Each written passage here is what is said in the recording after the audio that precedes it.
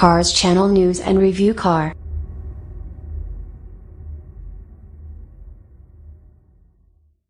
(2018) Lamborghini Huracan Performante Spyder. The Lamborghini Huracan made its public debut at the 2014 Geneva Motor Show. It replaced the Gallardo, the company's best-selling model as of 2016, in the lineup and became Lambo's entry-level supercar.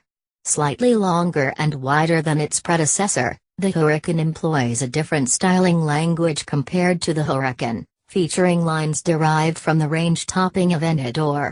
The design includes sharper cues, more pronounced side skirts, and a more aggressive stance overall.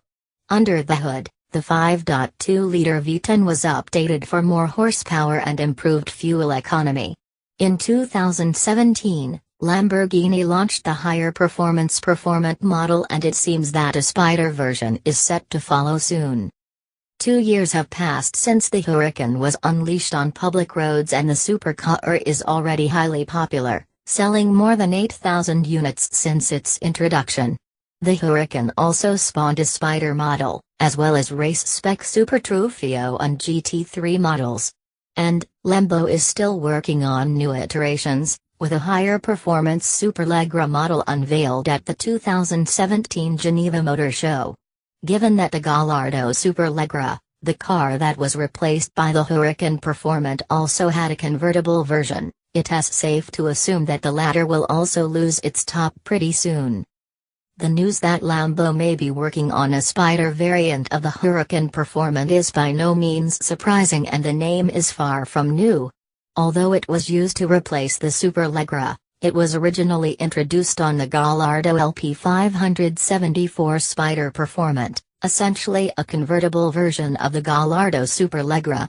The high-performance drop-top was launched in 2011 and remained in production until the Gallardo was phased out in 2013.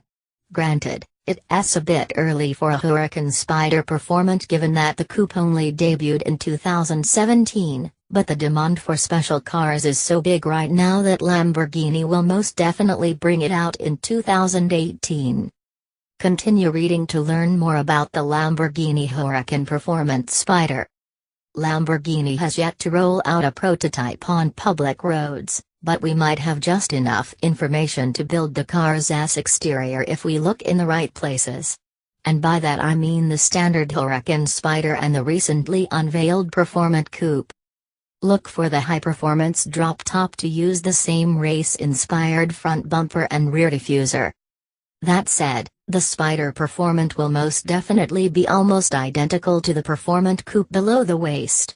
Look for the high-performance drop-top to use the same race-inspired bumper with large vents and double splitter, as well as the revised side skirts and lightweight wheels.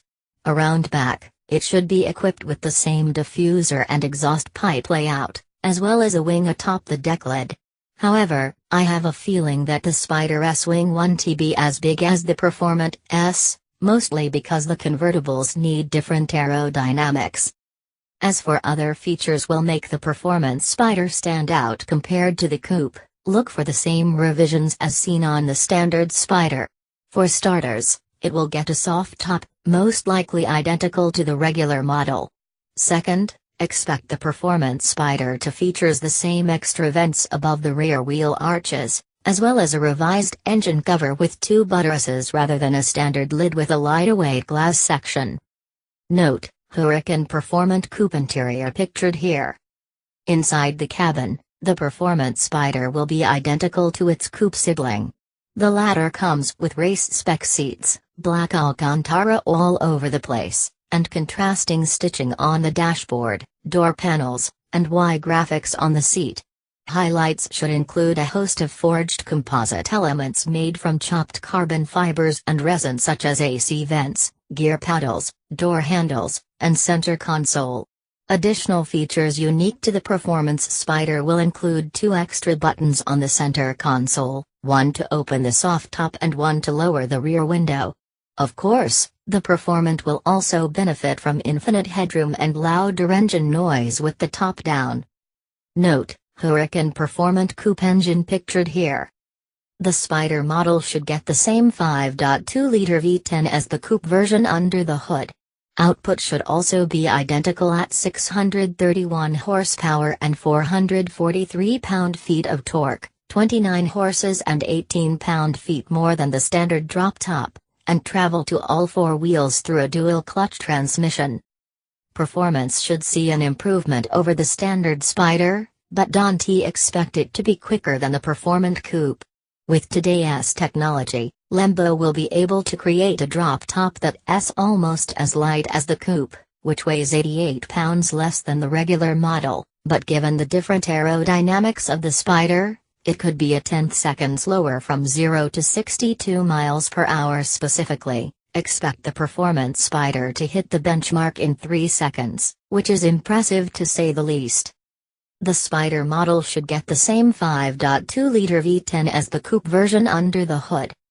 With the Performante coupe being the quickest production car around the Nürburgring track, it's only natural to ask ourselves whether the Spyder is as fast. Again, the aerodynamics and maybe the few extra pounds will prevent the drop-top from lapping the green hell in the same 6:52 minutes, but look for a sub-7-minute lap. The Performance Spyder will also benefit from the new chassis and suspension setup with stiffer everything, optional variable ratio dynamic steering, and a specifically tuned permanent four-wheel drive system. Stopping power will come from ventilated, cross-drilled carbon ceramic discs and 6-piston calipers and the front and 4-piston clamps to the rear. Finally, the Performance Spyder will ride on a hybrid aluminum and carbon fiber frame that also uses the company's exclusive forged composite alloy made from chopped carbon fibers and resin. The fact that Lamborghinis don't come cheap is common knowledge, and the Huracan Performante will be no exception from this rule. With the Performante coupe model priced from $274,390, the Spyder could fetch around $300,000 before options. While the Performante coupe can be pitted against the Porsche 911 GT3, the German sports car isn't available as a convertible, which leaves the Spyder without a proper competitor, at least until Ferrari and McLaren release something similar. Ferrari has yet to launch a higher performance version of the 488 GTB, and there's no indication as to when it might arrive. We don't even know whether it will be called the Scuderia or Speciale, but the drop-top will most likely come with an Aprilia badge, which Ferrari used for both the cabriolet versions of the 458 Speciale and LaFerrari. The beefed-up 488 Aprilia will use the same twin-turbo 3.9-liter V8 as the regular model, but output will increase to around 700 horsepower. The xTriumph should enable the Italian sports car to hit 62 miles per hour in 3 seconds. Pricing will start from at $320,000.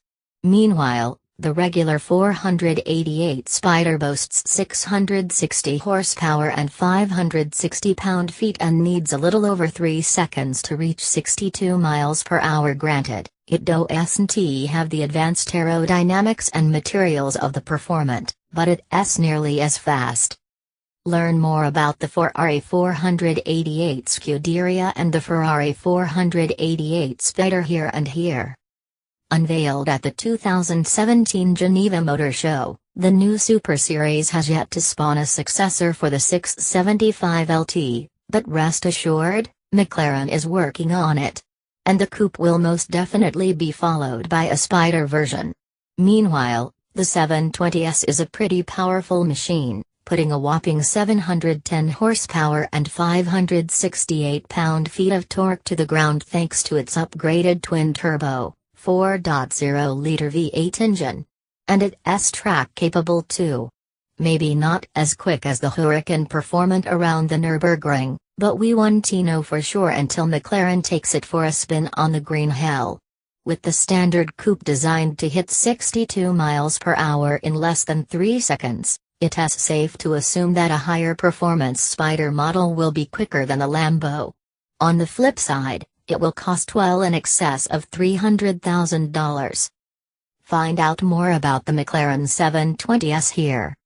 It's hard not to get excited about a new Lamborghini, especially when it comes with the looks and performance of a performance model and the infinite headroom of a convertible. However, based on the performance figures of the newly launched Performante, the Spyder will be no match for its main rivals. So if it's blistering fast 0 to 62 miles per hour times you're looking for, you're better off with a McLaren or even a Ferrari 488. They're also a bit more affordable than what the Lambo is expected to cost, assuming that $20,000 to $30,000 makes a difference in this bracket. On the other hand, the Performante will have a much more intricate aerodynamics kit that neither McLaren or Ferrari will be able to match anytime soon, but we'll how this changes when the higher performance versions arrive.